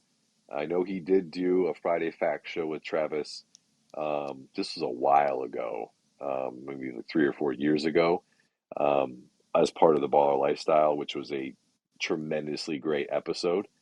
But I know Brian has been pretty protective over when and how the Friday Facts would ever be put out, and he always wants to do it with Travis, which I 100% respect for sure. Yeah, I mean, you can't force art. We can't force a Friday Facts. I did listen to the Friday Facts. I never listened to Travis Rogers' show, but I did listen to them, and you can't just tell the monkey to dance and get what you want every time. So I respect his timeline for when he wants to do them, and they were great, Hmm. but sometimes the novelty is what makes things great. So can't bring them back Yep. every week. Nope. Nope. We All do right. have a Anything? message Any? from someone very special that I'm going to play right now. Okay. Hey guys, sorry I can't be there. Love you both. Thanks for doing this in my absence. I'll listen tomorrow and go Twins. And by the way, go Flo Rida, apparently.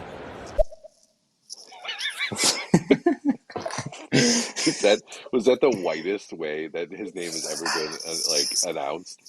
Flo Has to Rida. be Flow Rida, yeah, and Yeah. go Flow Rida, yeah. Right. Right. The transcript there said Twins L. He said O, but it said L, and that might be subliminal message about the Twins live to lose. I don't know. We did ask him for some Well, betting lines. yeah, they went down quickly in the first half of the first inning by 4 runs. So I did not bet the Twins to win today. So we're gonna leave that. We're gonna leave that one. I Super League did actually not bring just them good luck. I forgot they were playing the A's because I made fun of him for it. They have stormed back. It's 5-4 in the bottom or the top of the Uh, eighth. So there's some good value on a Twins win, but because of Twins Shit. L, I can't take it. Right. I should have bet it when they were down 4-0. Damn it. Missed opportunity. But back to your comment about getting off DraftKings. That's the only books I have money on right now. So that's why I play there because I'm just too lazy to move it. But the other thing is they've been giving away the if your team is up by 2 runs and a money line bet, you win. And it's like, Yes. well, give me that, right? You can only bet $10, right? But 25 chances for me. are, oh, 25. Oh, wow. Look at Yeah, I'm you. glad you mentioned this because the up two I found out about at my barbershop last weekend, and it's been an absolute game changer. You take the Rockies plus 290 every day and just hope for the best in the first 2 innings. That got me paid a couple days this week. It's an incredible promotion. They took it away. I can't Right. even use it anymore. I think because they saw that I hacked into the mainframe of just taking the Rockies every time, and you're gonna end up Yeah. being up. Yeah. Yeah. Because chances are, if they are, yeah, I mean, within the first inning or two, they may get a couple quick runs, and then you just sit back and rake in the cash. The great state of Ohio put a limit on it. I could only bet up to $10. So good to know that your state is far more degenerate there in Arizona than Ohio. Yeah, and I mean when Nolan comes back to the lineup, that's going to be free money for the Right. Rockies. Any day now is what I hear. I hear that almost every week that it's any day now. Yeah, we have it on good So authority. He will be back. yeah, yeah. Speaking of really unexpected results, I have Boston and Dallas on right now, and Dallas is up by 30 in the third. 30. So that was a bit Yeah, unexpected. I figured them to win, but not like this. Because uh, we know Boston wants to win that 18th title on their home court. They don't want to win it in Dallas. No fucking way. No way. I of course have abstained from betting on this horrible series, and then I wanted to see Luka get swept so bad. I'm a Suns fan. Devin Booker and Luka Doncic, they don't like each other. I really wanted to see a sweep, and I still need Luka to win less than 2 games because as we all know, Devin Booker has 2 finals wins in that series with the Bucks. And it's my last arguing point. If Luka would have got a ring after the Nuggets got one, that was enough for me. The Mavericks making the finals this year was absolutely brutal. And this sucks for me. I wanted a sweep. I could have talked shit the whole offseason. And I put money on today's game on Boston because Oh, I just fuck. it was more of like a betting with my heart thing, and I won a big parlay Right, yesterday. And I right. saw the score like after the first quarter, and I'm like, okay, they're giving one away. Yeah, But yeah, the yeah. 16 rings thing, like we have to relax with the Lakers and the Celtics. When you were the only 2 teams in the league, you were winning rings. But it's You, it's the same thing with the are you Yankees. I don't care what you did in 1916. Get out of here, Yankees fans and are you Celtics fans. disparaging are you disparaging our Minneapolis Lakers on this show? I You're gonna am. disparage the Minneapolis Lakers? Oh my Yeah, God. You're gonna George desecrate Mikan is not in my personal record book. this. I can't believe you. I can't believe you would do that on this show. I cannot believe you do that. And then Sully Kobe's good name? Drew. Yeah, no one else Drew, on the this show is does so that. So no, this is not that type of show. Drew. Come on. Come on, guy. He's R.I.P. Hello. R.I.P. as Sheesh. weird as much as I'm a Suns fan, I actually did love Kobe as a basketball player, all despite Well, his of course. Yeah, his yeah. flaws. You said it as a basketball player. I'll Done. count those rings, but I'm not counting 16 rings from 1947. I don't care about that, and I don't think either fan base should be so invested in the 16th ring when 85% of the teams didn't exist when they got the first 7 or 8. Yeah, yeah, yeah. So you're a big basketball guy. Like you're the biggest basketball guy probably Yeah. that I know. Um, so is it just me, or does Kobe really get forgotten about in the greatest of all time discussion for good reason or for not good reason? Well, Like I don't know. Like I I don't see a lot of him being discussed as like Jordan, LeBron, Kobe, right? I have theories on this because I was back in high school. I was a huge Kobe guy, and it back then it was Kobe versus LeBron, and I was always shitting on LeBron. and I know I shouldn't be admitting this. I've talked about the feet, and now I'm admitting this on the show. But I This is a was bad this is a bad all run for you, Drew. I was all Kobe. I was against. I hated the LeBron thing, but I think Kobe in the all-time conversation suffers from. First of all, he was Shaq. like a carbon copy of Michael Jordan, and he didn't get as many rings. And then his prime overlapped with LeBron, who is just better in every way. And as long as I try to argue it, there's no more argument to be had. I think he just got caught up in the wrong era where there's no like he was absolutely the greatest player the whole time he played. He doesn't get that like Jordan or like LeBron will because he fell right in between the two of them. Yeah. Well, because he played both, right?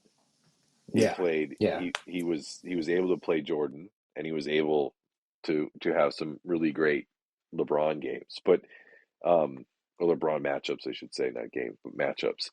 But I always wondered that because I mean, if you look at it, I mean, he should be discussed, and really it always just comes down to LeBron or Jordan. That's where the discourse usually goes. But yeah, I think, and the other thought I always have is like he always had Shaq. Like he won his big championships always with Shaq, so it makes yeah. it a little bit harder. He got five. I think he got the three with Shaq, and he got the two with Pau Gasol. And I have to Yeah, say, their friendship does warm my heart. The way that Pau has taken over, that father yeah, figure role in that family. yeah, But I think that does take a lot away from it, uh, especially with all the beef they had. Shaq won a ring without him. He won one without Shaq, and we can't forget that the Warriors dynasty kind of overshadowed everything Kobe had going on right around 2010, and it was back and forth. It was LeBron or the Warriors, and Kobe was dropping 61 in his last game on a team that wasn't winning. right, And LeBron's, right. I don't know, 40 years old now and still the best player on his team. So I think LeBron's dominance has just overshadowed anything Kobe could have possibly done to stay in the conversation. Yeah, yeah. I mean, at this point in Jordan's career, there was a market drop off. Like his, he just wasn't the same guy, right? Well, I mean, listen, it's tough. It's probably pretty tough to just stop playing at a very high level in one sport and choose to just take some time and go play another sport just because you want to. Like just there's no other reason but just the fact that you always wanted to play Well, baseball and I not mean, if we're continue if to we're be if the we're if we're painting a pretty picture of Michael Jordan, we could always go with the theory that he left basketball so that because of his gambling issues, which I like to do because, as everyone knows, the only Michael Jordan I watched played for the Washington Wizards, so I will take a yikes. chance to shit on him every chance I get. So that's my theory that I'm rolling with. Is he left the NBA so he could get away from his sports gambling debts and came back after, Well, but that's just my yeah. fanfic. Well, that's not I don't think too far from the truth. I think there's certainly some rumor mill that Donald that the commissioner at the time was just like, we don't want to suspend you for a long time, so maybe you should just go play baseball. And he was like, you know what? I'm gonna go play baseball. You're right. I'm gonna do that. And then I love the magically came way, right back without any issues. yeah, I love the way that we, as a society, we hang on to the past because everyone is the biggest David Stern fan now, uh, Oh, hated at the because time. of the state of the NBA. Yeah. And Paul Tagliabue, if that rings a bell, was the Yep. NFL's commissioner Yep. before Manfred Baseball had its guy, and everybody's like, "Oh, it was so much better then," and it really wasn't. Like I, it really none of the sports were better. The viewership is up massively. The sports are much more popular, but Stern, he was Stern. He didn't fuck around, so a lot of people look back fondly on him, but at the time he was not popular at all. People No.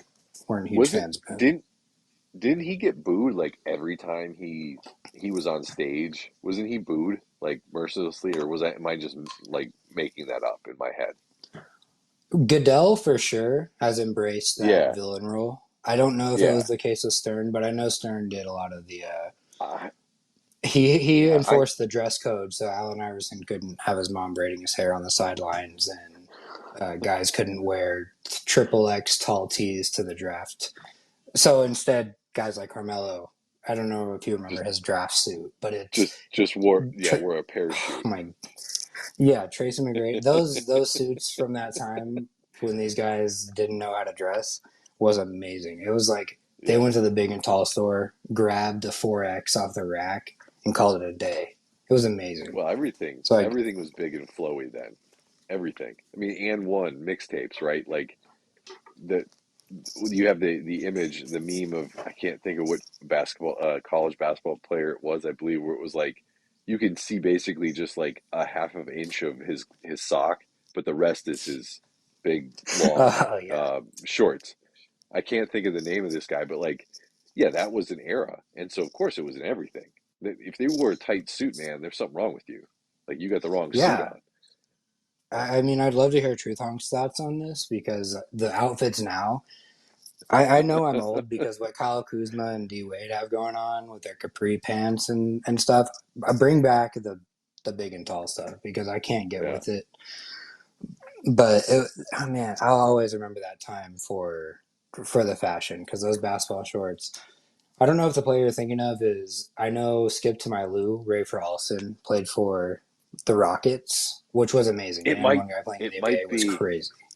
yeah, it might be Skip to my Lou. It might be that because like I'll have to Google it when I'm able to, but I think that's who it was. Where it was just like him standing there and his pants or his shorts are basically like Jenko jeans but shorter. Like that's what Yes, they look like. the Jinko jeans.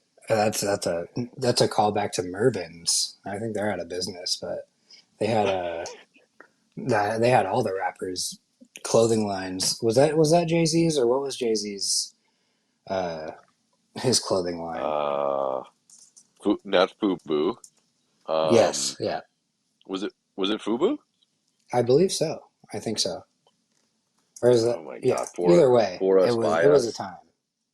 Yeah, yeah. I know. Oxmad here. He was a big fan of Jenko's back in the day. So he was a Jay Z huge fan of Jenko's. was Rockaware or Rockaware. I Rockaware. don't know That's right. how to con- But it was the it same. must have been It was Rockefeller, so it Rocka. must have been Rockaware. Yeah, Yeah. yeah. But that was the same era as like Fubu, right? Like they all Mm-hmm. kind of hit off at the same time. So, um, all right. Well, let's hit a few more. Let's hit a few more messages. We'll get those cleaned up, and then we'll jump into cover some more topics in Raw this week. All right, first message. Drew, can't teach a monkey to dance, huh? Where do we go from this? I'm thinking Eastern Michigan. Oh Jesus! No, truth, truth, truth. I told you I'm steering very clear of the pronunciation of his name. I'm not going to do it. You can't make me. Not doing it. I think this is a bonding point for me and Truth because we co-hosted an episode together, which was probably dull as a nightmare. When our boy Noah K became a meme, and now he's committed to a college. So if you're interested, uh, Noah Knigga, you want to Google that. He has committed to Eastern Michigan, and the internet is up in arms Ablaze. about it. Uh huh. Uh huh. Uh huh. Uh huh. I His parents knew what they were doing, right? Like, come uh, on, they have to, and come on. I don't. I think the same thing. It's the worst case of it. I'm not going to make this unpostable, but it always brings me back to Steve Kerr naming his son Nick. You can't not have known what you were doing. So Yeah, Noah's parents knew what yeah, they were doing, and I respect it. To make your kid a joke is pretty awesome. It's your right as a parent to do so. yeah. But yeah, they knew exactly what they were doing. So I'm not doing it. You're not baiting me into saying that name. Not gonna do it. Can't do it. All right, next message. Yeah, Kobe fell into the wrong era, aka Colorado. Oh my God.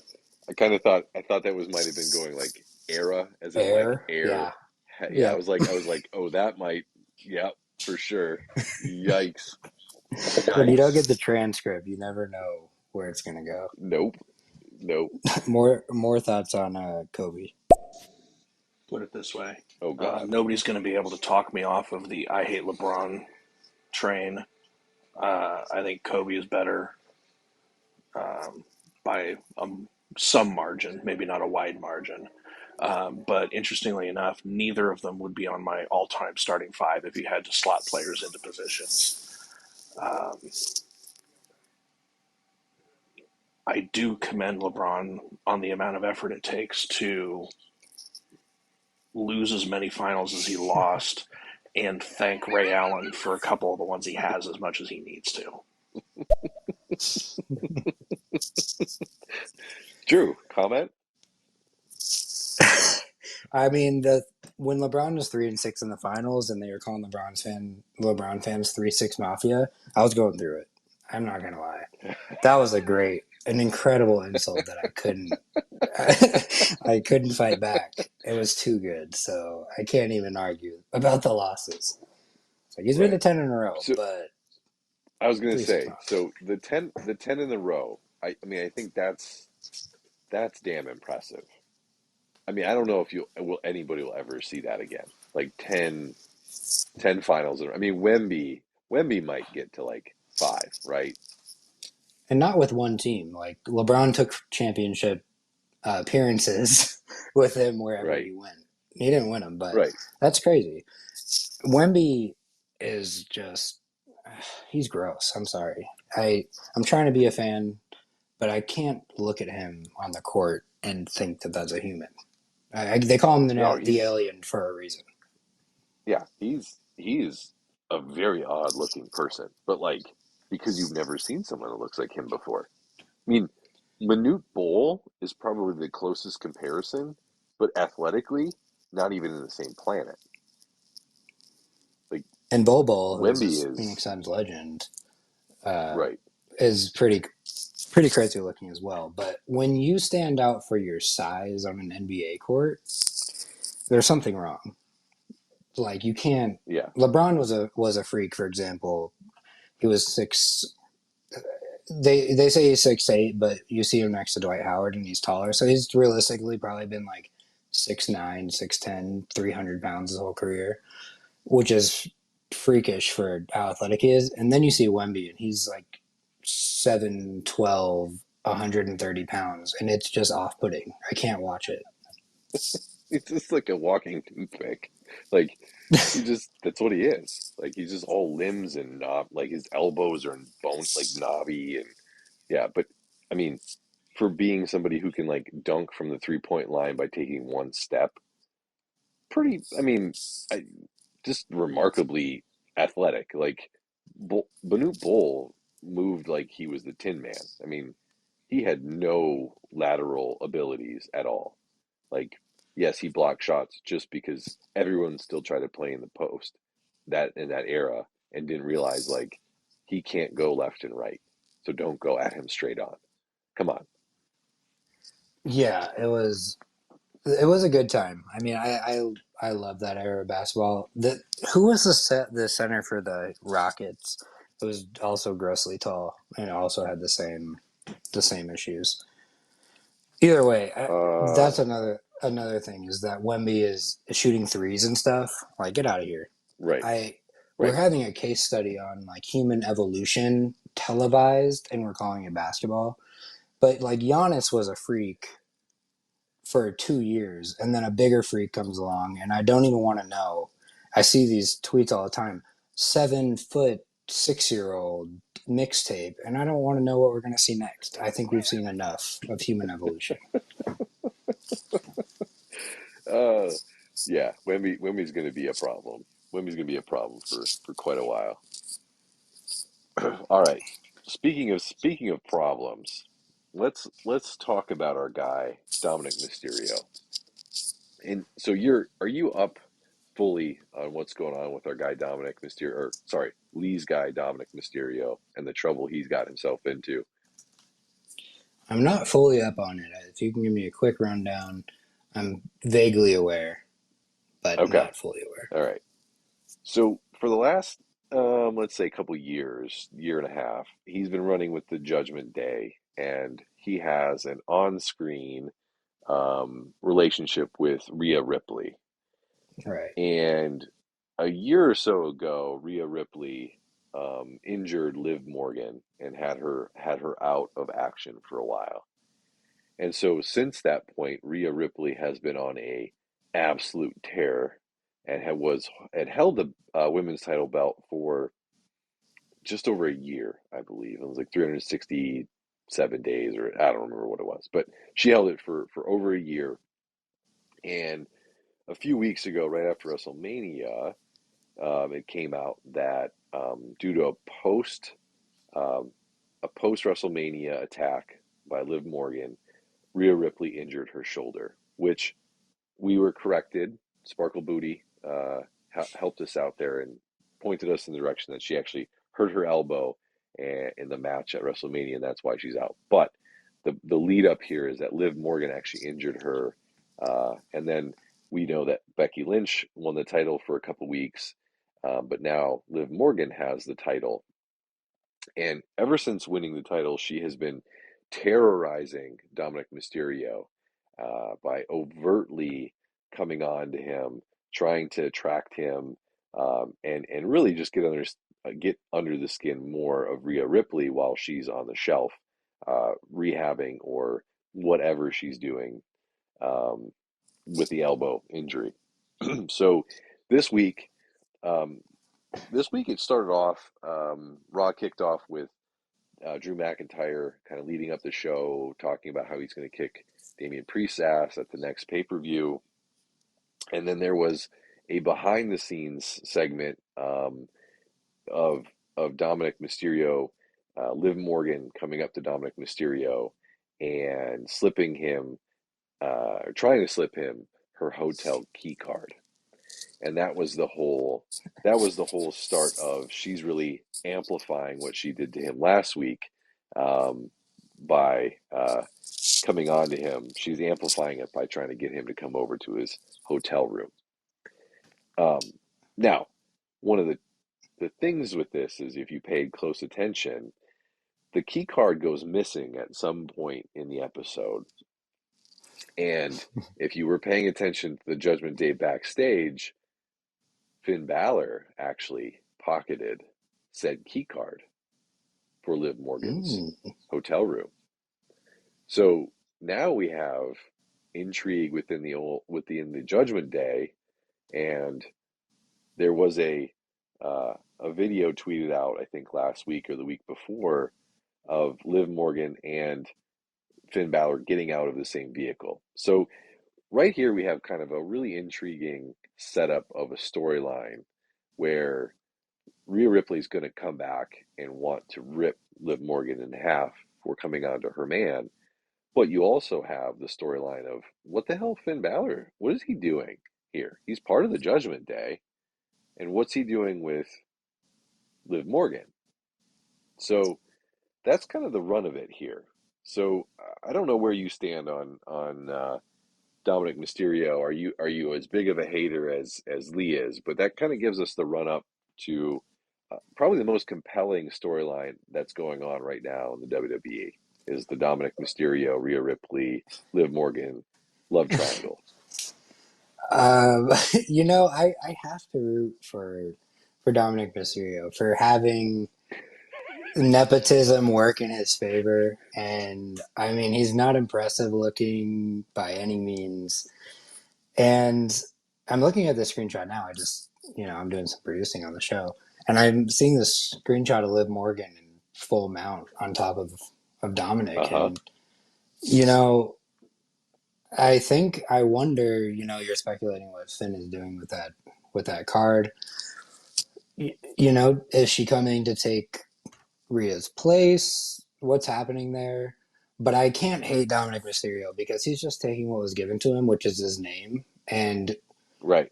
You Right. know, it reminds me of myself in high school. I had the cool friends, and I benefited, and I had a sister who was also in high school, and I reaped the benefits of that. So we're kind of you know, connected, me and Dominic there. So I can't hate on him for it.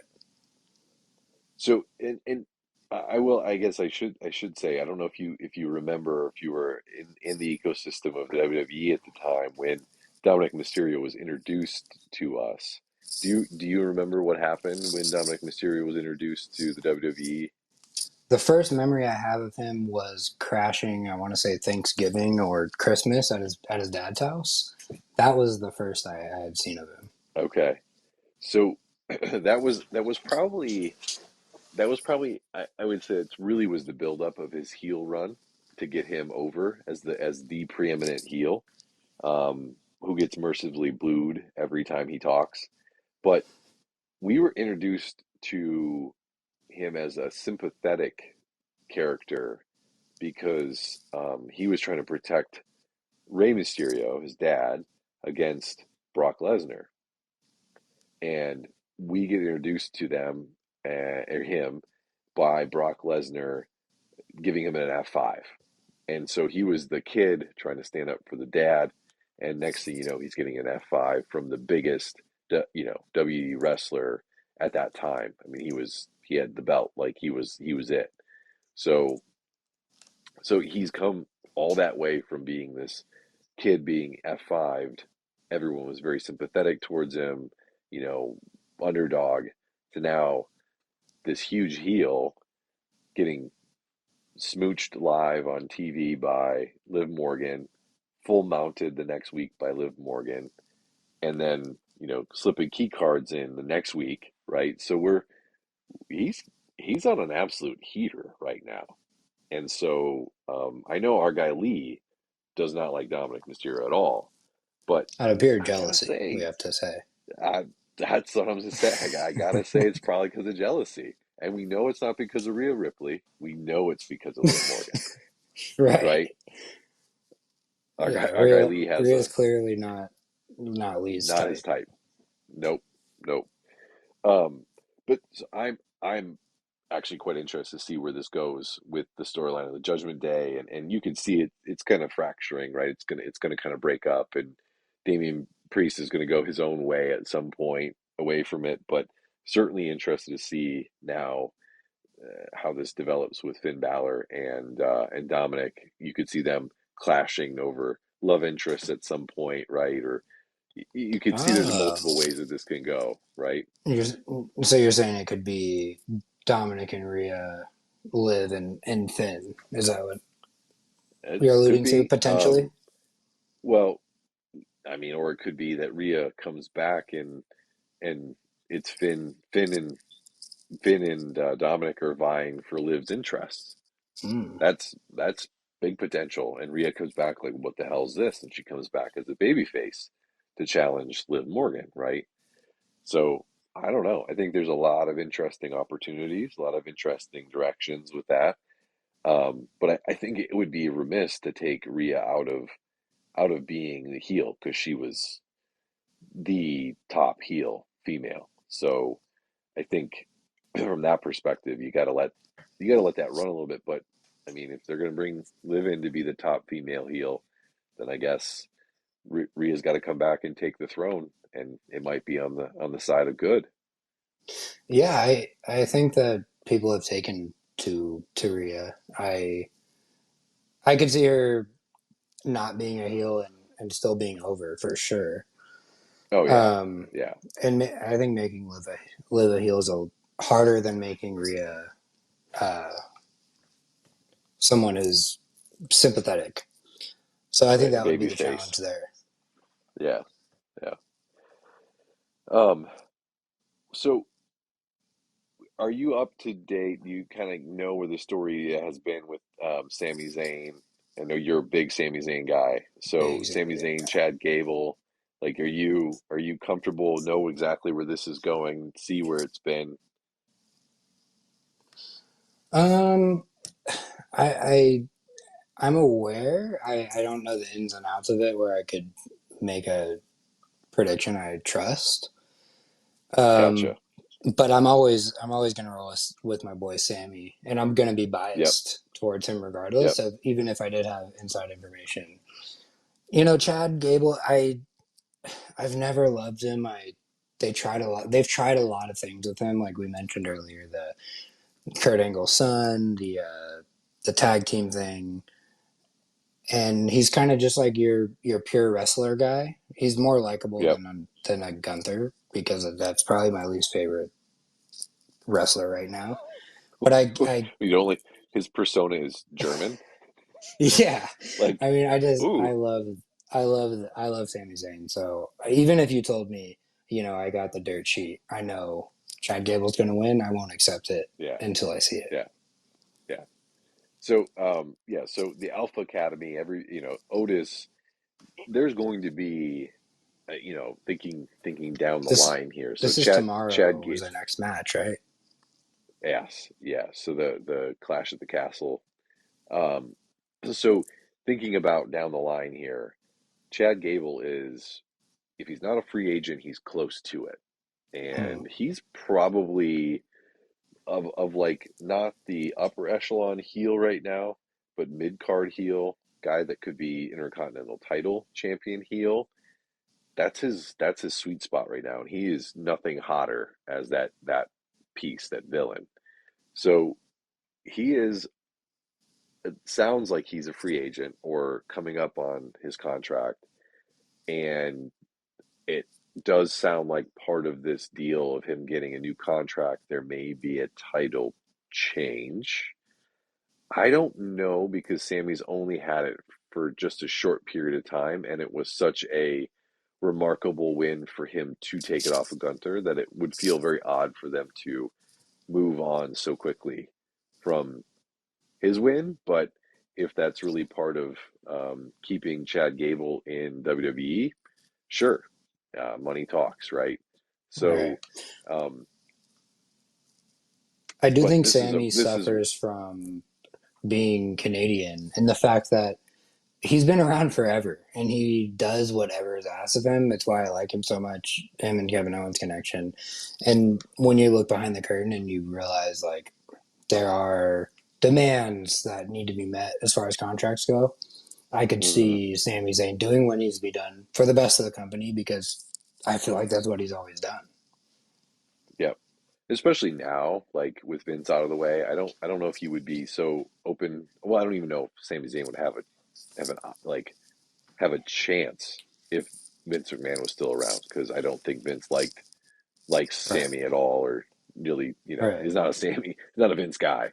So, but no, I think with Hunter at the helm, like obviously that it seems like that's a higher potential for him just to do what's right by the company, and you know, but again, I think this is a little bit early for them to take it off of Sammy, especially because that would diminish Gunter's reign kind of quite a bit, right? Having the guy that, Right. 6 weeks later loses the belt, it's kind of like, that doesn't seem like right. But um, but I think at some point does Chad Gable take the belt off him? Yes, because the setup here is that the Elf Academy, um, he's abusing this group, Tozawa and Otis. He's Chad Gable is his gone to his head, and his ego's taking the best of him. So right now, Otis, the pop that's going to happen when Otis turns on Gable and destroys him is going to be one of the loudest pops of probably the year. Whenever it does happen, if it's this year or you know, kind of however it plays out, but I could see it being something where you know he gets to his breaking point, and it's just going to be an enormous pop from the crowd. So it's going to be that storyline to me is kind of right up there with the Judgment Day. It's close, be interesting to see where that plays out. But um, that's kind of sad that we're talking about things that don't really have big title belt implications as being the most interesting parts and storylines of the WWE universe right now. But those are the things that are Yeah. out there. Otherwise, Cody Rhodes taking on AJ Styles again, eh, not that Yeah. I mean, interesting. with Chad and Otis, I mean, they're just kind of when you imagine like the typical guys. You have the wrestler, you have the big dude. Um, I think that they both kind of fit in where they're aligned. I don't know how that works, but like you said, there's not a lot of like title implications on the line. It's a lot of filler, and we're kind Yeah, of at the in between WrestleManias. That's what it's always aiming for. I am interested to see how Triple H continues to bring guys up and develop them and make their stories without diminishing the titles of other guys. So I I do think that Sami Zayn is always someone who's, like I mentioned, at a risk of being pushed to the side because he's so willing to, and he's just he always does what he's asked. So yep. No, yeah. I think Sammy is a worker. He's always been a really great worker, and um, again, I think it goes back to like the NXT when Kevin Owens and Sammy, their friendship that after that, I can't remember what NXT pay-per-view it was, but like where all of a sudden at the end of it, you see Kevin turn on Sammy. It was like, I oh mean my goodness, that was a huge setup for such a long period of time to get to that point. And but Sammy, with all the stuff that he did with the bloodline, I mean, he he's been as hot of an act, right? Hot of an act as any in the last 2 years, 3 years. Like, and you look at him, and you're like, why that guy? Well, yeah, he's done everything, right? yeah. So He's the definition of hard work pays off, which it often doesn't in WWE because I mean the term jobber exists for a reason. right, But I think right. that Sammy and Kevin Owens tugged at the heartstrings in a way that not a lot of people have in the past 10 years. No, no. So how about we put out a last call here, Drew? Get any other messages people want to drop of this week's show, WWE, anything that's top of mind, because you brought up Jobber, and I just want to comment that one of the guys that did NXT well, Shinsuke Nakamura, Oh my, was yes. right. He was on that echelon of NXT. Do you realize that He he? was vying for titles when I was back heavily into it. It was I think it was him and AJ had a Uh, few pay-per-views straight where Shinsuke either had the belt or was vying for it. and what I'll say is, it's because he has really cool intro music that Oh he my, was so so the over, best. right? When they brought out the live violinist on some of those like pay-per-view entrances, like that live stuff really amplified the character. Now, he's a good wrestler, right? He's one of the better wrestlers. I mean, who really knows about his character, right? He's Shinsuke. Right. I wouldn't say it's because his character goes a long way, but Yeah, yeah. just the music, and he has a different style, and so he's very interesting. But the reason I bring him up is, do you realize that he is like 1 in 51 in his last match, like 52 matches? He's Is that won like true? one Is match. that bad? Yeah, yeah, yeah. Holy shit. I did not realize So, that. so, so it'd be interesting to see what happens to him because he's on that Corbin. Uh, what the heck is his name? Corbin. I say Baron Corbin Corbin? Dallas. Baron Corbin. Thank you. Corbin Dallas is from Fifth Element. Um, but Baron Corbin, he's on the Baron Corbin streak where it's just like he loses every match. He loses. Just put him in, he loses. That's the way it goes. So, So but yeah, I have to say I looked up Shinsuke. You know, his style is strong style. It's a New Japan kind of uh, staple where it's a lot more stiff. So I looked up uh, Shinsuke's record just to verify what you said, and apparently he fought in MMA, and he's a 3-1 MMA record.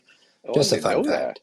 So I didn't it know makes that. sense with the way that he has Yeah, more yeah, it's realistic like, yeah, his fighting and striking striking. style. Yeah, I absolutely. also have to say, in terms of guys whose music absolutely got them over from that same era, Bobby Roode may have Oh, the best intro music of the past Uh, 15 years. It was, I that think it made him that and the steroids because he's absolutely jacked. But his intro music was some of the best I heard since they got rid of that licensing from the music. They got that taken away. So I will say that that intro lives rent free in my head. Like every once in a while, it will just glorious, and it just comes in my head, and I'm like, where did that come from? But but no, like they put in solid work with production for these intros, and it's just a shame that you pulled up a guy like Bobby Roode to the main roster and just fucking diarrhea fart. Like they, I mean, it's terrible. They didn't do anything with him, right? I mean, he was better off just staying in the NXT, right? Yeah, it shows the intricacies of what can make a guy popular because, I mean, a peek behind the curtain, as a wrestling fan, you say that song comes into your head. You can't tell me, as a nerd, you didn't put your arms out and spin in circles in your living room when that shit came on. Like, it's I did it right now. the, I did it right now. the music is that good. So, that's just another example of the little things that can really put a guy over. Because, like you Yep. said, Bobby Roode, I mean, again, the steroids did him wonders. He came out in a bathrobe with awesome music and huge muscles, and it worked. But it also didn't. 46 years old when he was in the NXT too, by the way. Right. I can't stand that. I'm not going to get into it again, but like, get Bobby Roode and AJ Styles out of NXT. I never want to see someone their age in it again. Enough. No, Just let him no, go. right, AEW will right. have him. That's right. All right, why don't we'll rip through these messages and then we'll do our sign off. Sounds good. All right, we got 3 messages to play. Geez, Drew, the way that you're describing Wemby, you'd think that he's the guy that had to come in after the producer tapped out Ron Jeremy from his heart palpitations.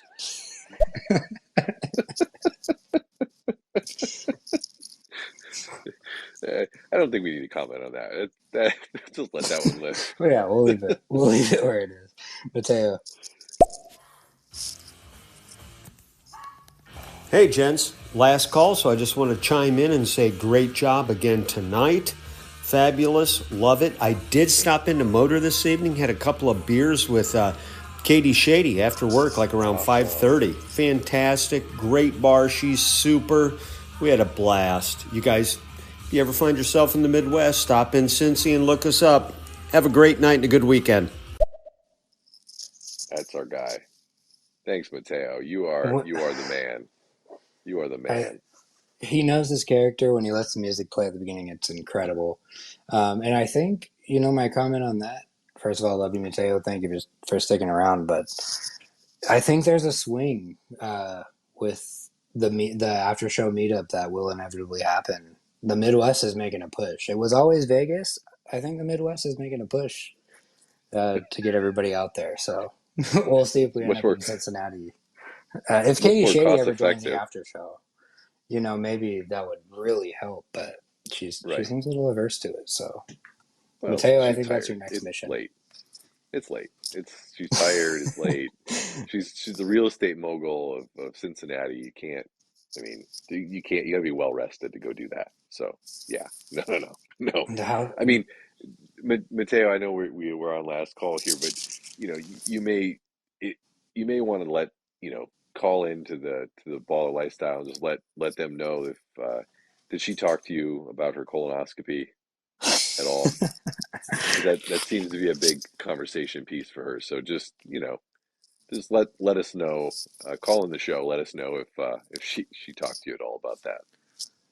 I know when I go to a bar, it doesn't feel like home until the owner slash bartender start telling me about their medical invasive Right. procedures. So Little poop talk. yeah, exactly. All right, Chris. Hey, what's up, fellas? Good show tonight, Drew and Ben. Um, it was funny you were talking about the Travis Rogers show, and sometimes, like his Showtime would come on, and the show wouldn't be on; it would be like a rerun of somebody else's show. and everybody would speculate. They'd be having technical difficulties, but everyone would make the joke like that. A cow knocked into the transmitter, or someone tied their horse to the transmitter, and the horse got spooked, and knocked it down. That was funny shit. But have a good weekend, guys. Love you. Thank Chris, you, I, Chris. I Yeah, I so much appreciate Chris succinctly explaining the joke to me. I'll be a hater. Ben, come on, man. You could have given me that. That was a well, perfect encapsulation of yeah, what that era looked like.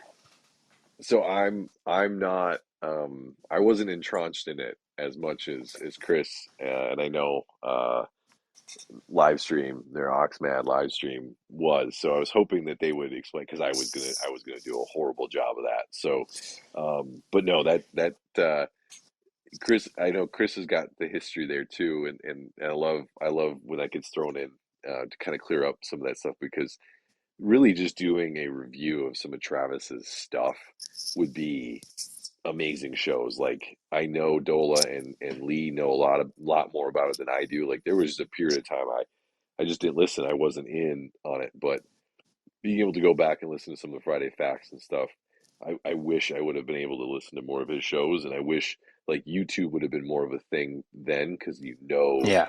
we could have had that live on somewhere on YouTube a little bit deeper than what it is now. But Yeah, uh, and I know that we're nearing we could wrap up at tight 2 hours right here, but I don't know your story with the show. Can you give me just a quick backstory on what got you into the baller lifestyle if it wasn't yeah, from the beginning like everyone yeah. else?